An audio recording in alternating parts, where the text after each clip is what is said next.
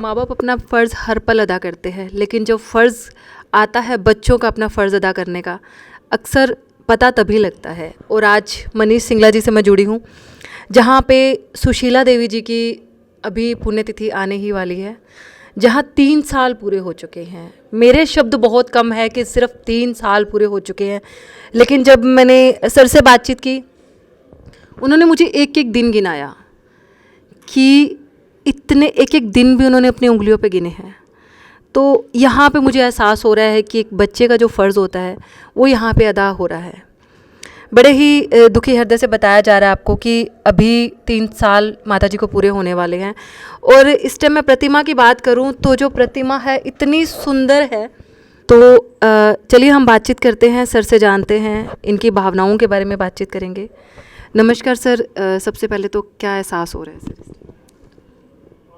सबसे पहले तो मैं आपका रॉयल हवेली पधारने पर आपका बहुत बहुत धन्यवाद करता हूँ। माता श्री स्वर्गीय श्रीमती सुशीला देवी, जिनके चेहरे पर हमेशा मौन और मुस्कान रहती थी, कभी कोई शिकायत नहीं, कभी कोई शिकवा नहीं, बहुत बड़े परिवार से वो ताल्लुक़ रखती थी। लाला हरदेव साहब प्रथम गौ भक्त, प्रथम स्वतंत्रता सेनानी, हासी के हिसार के पास के 7 रोड के रहने वाले, वो मेरी माता जी के सगे दादाजी थे। तो इतने बड़े परिवार से वो ताल्लुक़ रखती थी और बहुत ही साधारण, बड़ा सादा जीवन उन्होंने अपना व्यतीत किया। आज उनको श्री श्याम प्रभु के चरणों में लीन हुए 1091 दिन हो गए हैं। एक एक दिन ऐसे बीता है जैसे एक एक दिन 100 दिन के बराबर हो। भुवनेश्वर राजभवन में भी माता जी का प्रतिमा स्थापित किया हुआ था, उसी प्रतिमा को रॉयल हवेली में लेके आए हैं जो हमारे सामने है। नियमित 1.5 से 2 घंटा माता जी का श्रृंगार, पूजा, आरती, फूलों से श्रृंगार, ये नियमित मेरी दिनचर्या है। सुबह 7:30 से 9:30, उसके बाद ही मैं कोई काम अपना शुरू करता हूँ। भगवान जगन्नाथ जी का विग्रह फूलों से मैं अपने हाथों से बनाता हूँ। वहाँ भुवनेश्वर में भी बनाता था, यहाँ भी बनाने लग गया हूँ। अब 3-4 दिन, शुरू में आने के बाद तो 3-4 दिन लग गए। और माता श्री का जो ये प्रतिमा है, इसको बाई रोड भुवनेश्वर राजभवन से रॉयल हवेली तक 3 दिन लगे। हम प्रॉपर इनोवा की सीट पे बिठाकर, जैसे हम खुद बैठ के आए हो ऐसे एक बिठाकर इनको लेके आए हैं। कोई पैकिंग वैकिंग नहीं की, क्योंकि मेरा मानना है कि ये रूप अब जीवंत रूप है। ये कोई खाली प्रतिमा नहीं रह गई, इसमें प्राण है, ये जीवंत रूप है। माता श्री की पुण्य स्मृति में पिछले वर्ष, मतलब 3 वर्षों से ही, 1091 दिनों से ही लगातार सिरसा में, जो उनकी कृपा से, श्याम बाबा की कृपा से, सिरसा की लोगों की दुआओं से, हम कुछ नहीं करने वाले, जो कुछ भी है माता जी की कृपा से है, लोगों की दुआओं से है। लगभग 100 के करीब वाटर हट्स, कोई ऐसा स्थान सिरसा में नहीं होगा जहां वाटर कूलर आपको नज़र नहीं आएगा, लोगों के पीने के पानी के लिए, गर्मी में पीने के लिए। कन्हैया आश्रम शिक्षण संस्थान जो ये अभी बना है गरीब बच्चों के लिए, जिनका कोई नहीं है, जिसमें कोई फीस काउंटर नहीं है, ना यूनिफॉर्म का, ना बुक्स का, ना उसका, उसमें एक माता जी के नाम से शिला ब्लॉक, लगभग 25 लाख रुपए की लागत से एक शिला ब्लॉक का पूरा निर्माण किया गया है। तकरीबन समर्सिबल काफ़ी लगाए गए हैं। 4 वाटर ये जो टैंकर होते हैं ये भी गौशाला में दिए गए हैं। ऐसे अनेकों भलाई के कार्य जो भी हो सकता था, जो कुछ भी आया, लगभग 500 के करीब लोगों को सहायता राशि चेक दिए गए हैं। 10,000 का, 20,000 का, 25,000 का, ऐसे 500 लोग हैं जिन्होंने उस टाइम महामहिम से रिक्वेस्ट की, गवर्नर साहब से, प्रोफेसर गणेशी लाल जी से, कि कोई बीमार है, घर में कोई बीमारी है। ऐसे तकरीबन 500 लोगों को, किसी का 1 लाख का भी, किसी को 2 लाख का भी, अभी पिछले दिनों में भी काफ़ी चेक दिए हैं। अभी आने वाली उनकी 21 तारीख को तीसरी पुण्यतिथि है, 21 नवंबर को। तो 20 नवंबर को हमने एक कार्यक्रम रखा है यहाँ पर रॉयल हवेली में, जिसमें तकरीबन 500 बच्चों को स्कूल यूनिफॉर्म, 150 महिलाओं को उषा की सिलाई मशीन, और तकरीबन जो है ये 200 युवाओं को जैकेट, गर्म जैकेट, सर्दी से बचने के लिए। ऐसे पहले भी 500 युवाओं को तकरीबन जैकेट दी गई है, तो वो जैकेट देंगे यहाँ पर। और 3 ई-रिक्शा, जिससे कोई 3 युवा हमारे पास आए थे जो अपना रोजगार करेंगे उस ई-रिक्शा से, तो ऐसी 3 ई-रिक्शा भी इस 20 तारीख को उनको दी जाएगी। तो ऐसे भलाई के कार्य लगातार 3 साल से 1091 दिन से लगातार माता जी की कृपा से और लोगों की दुआओं से लगातार निरंतर चल रहे हैं। मुझे ऐसे लग रहा है कि 1091 दिन माता जी को हो चुके हैं, लेकिन कार्य उससे डबल हो चुके हैं सर अब तक के। जिस तरह से जो भलाई कार्य कर रहे हो वो बढ़ते ही जा रहे हैं। तो सर कि माता जी को लेकर के आपकी क्या धारणा है? कि आपने जैसे कि कहा अभी कि माता जी, मुझे लगता ही नहीं कि माता जी, से लगता है कि हर पल हमारे साथ है, उनको लेकर के क्या कहना चाहते हैं? किस तरह का एहसास आप करते हो? मेरा नियमित वही रूटीन है जी जो मेरी माता जी के साथ रहता था। वो सुबह की चाय मेरे साथ पीते थे।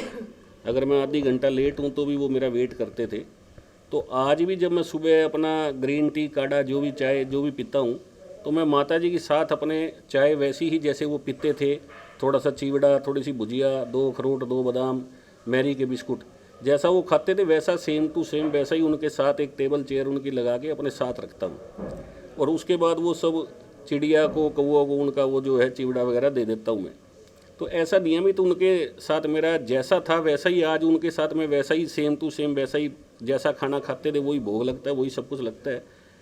अभी 27 नवंबर को उनको श्री श्याम प्रभु के चरणों में लीन हुए 1100 दिन पूरे हो जाएंगे।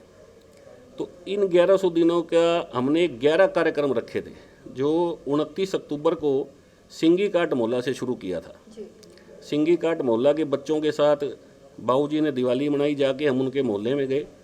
वहीं पर मैंने पकोड़े और गुलाब जामुन सब बनवा के सब बच्चों के साथ सारा सिंगी काट मोहल्ला जो पूरे शहर की हमारी सफाई करते हैं उनके साथ मिलके बनाया। और जितने बच्चे थे वहाँ उनको 50-100 रुपये पटाखों के लिए और के लिए, और लगभग 300 जोड़ी चप्पल, जिनके पास चप्पल नहीं थी पहनने के लिए, उनको वहाँ वितरित की गई। एक उनकी पाइपलाइन नीचे सीवर लाइन डालनी थी जो काफ़ी टाइम से नहीं डल रही थी, वो भी 11 लाख रुपए की महामहिम जी ने अपने उधर उड़ीसा से भेज के वो भी काम शुरू कराया और अभी 2-4 दिन में शायद वो काम कंप्लीट हो जाएगा। दूसरा कार्यक्रम हमने 11 नवंबर को भाई कन्हैया आश्रम और भाई कन्हैया शिक्षा संस्थान के जितने भी बच्चे हैं 200, 400, 500 और उनके पेरेंट्स, ऐसे 800 लोगों को रॉयल हवेली में बुलाकर उनके साथ दीपावली का कार्यक्रम बाबूजी ने बनाया। तीसरा कार्यक्रम चौधरी देवीलाल गौशाला में, वो भी माता जी की पुण्य स्मृति में, वहाँ भगवान जगन्नाथ जी का मंदिर बनाया है, श्याम बाबा का मंदिर बनाया है, उसमें अन्नकूट का भंडारा लगाया और लगभग 3-4 हज़ार लोग जो उधर के स्लम एरिया के लोग जिनको कभी अन्नकूट मिलता ही नहीं था भगवान श्याम बाबा का, ऐसे लोगों के साथ मिलकर अन्नकूट खाया गया। ऐसा ही एक श्याम मंदिर माता जी की पुण्य स्मृति में संत नगर में बनाया गया है। 14 तारीख को वहाँ संत नगर में अन्नकूट लगाया गया और वो ही सब उस एरिया के जितने लोग थे उनके साथ मिल के खाया। 15 तारीख को हमारा जो ऑफिस श्री सागवान चौक पे श्री ज्ञान आर्केड मेरे दोस्त का ऑफिस है, उसके बाहर हमने एक भंडारा लगाया, टिक्की छोले वाली और ये जो गुलाब जामुन, पकोड़े और ये कॉफ़ी वगैरह सब लोगों में वितरित की गई। 16 तारीख को हम गए खाटू श्याम जी, 17 तारीख को खाटू श्याम जी में भंडारा लगाया और आज 18 तारीख को शाम बगीची में एक माता श्री की पुण्य स्मृति में बड़ी भजन संध्या रखी गई है, जिसमें भजन गायक और सुप्रसिद्ध भजन सम्राट मेरे दोस्त हैं शीतल पांडे जी और फतेहबाद से डॉक्टर अनिल रजनीश शर्मा, वो आकर अपने बाबा का गुणगान करेंगे और वहाँ भी 4-5 हज़ार लोगों का सबके भोजन की बाबा की रसोई से व्यवस्था की गई है। 20 तारीख को फिर ऐसा ही एक सम्मान कार्यक्रम यहाँ रखा गया है जिसमें मैंने अभी आपको बताया सिलाई मशीनें और सब वो देंगे। 21 तारीख को प्राचीन श्री श्याम मंदिर की ध्वजा यात्रा निकाली जाएगी। उन ध्वजा यात्री और श्याम बाबा के जितने भी लोग होंगे उन सबके भोजन नोरिया बाजार में शाही भंडारा की माता जी की पुण्य स्मृति में उन सबका भोजन रखा गया है। 11वां कार्यक्रम हरिद्वार में 27 नवंबर को 1100 ब्राह्मणों के भोजन के साथ, इस तरह का एक 11 कार्यक्रम का एक ये उनके 1100 दिन होने पर एक रखा गया था और 27 नवंबर को जो हरिद्वार में 1100 ब्राह्मणों के भोजन के साथ संपन्न होगा। ऐसा सर सिरसा वालों को क्या मैसेज देना चाहोगे सारे कार्यक्रम? मैं सिरसा हो या बाहर कोई भी हो, मैं उनको एक ही संदेश देना चाहता हूँ जी कि इस दुनिया के अंदर माँ से बड़ा कोई नहीं है।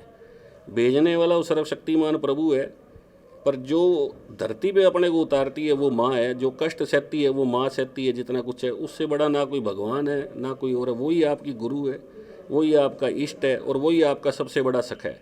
इस दुनिया में ना उससे बड़ा कोई योद्धा है, ना उससे बड़ा कोई होगा, ना कभी हुआ है। मैं सबसे ही प्रार्थना करता हूँ कि जितना उसके अपने माता पिता की सेवा करो। ऐसा मुझे सेवा तो बहुत छोटा शब्द है जी, पूजा करनी चाहिए।